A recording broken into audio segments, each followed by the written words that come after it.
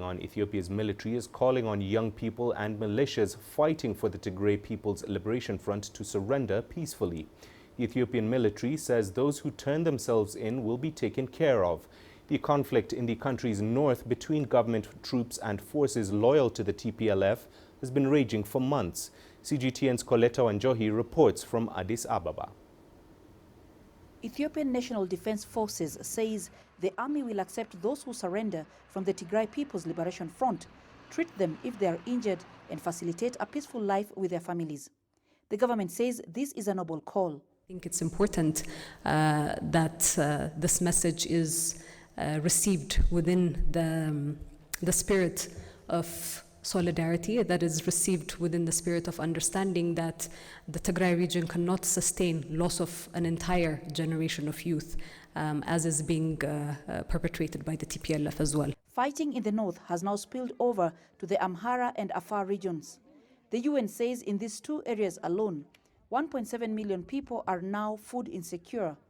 A peaceful resolution to the fighting is yet to be agreed on. Both sides are not ready for talks yet. The government has reiterated that it will not negotiate with terrorists. TPLF, on the other hand, has given conditions that it says the government must meet if it is to have any peace talks. In the meantime, the humanitarian crisis in the region is getting worse. The United Nations World Food Programme says about 7 million people in the region need its support. WFP says it needs about $426 million to expand its emergency food assistance program in Ethiopia over the next 6 months. And the government is calling for help internally.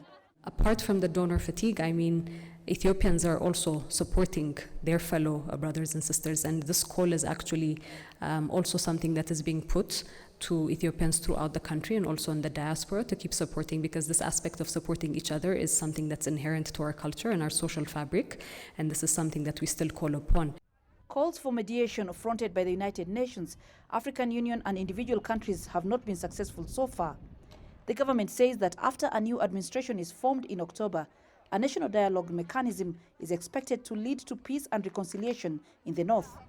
Coletta Wanjohi, CGTN, Addis Ababa, Ethiopia.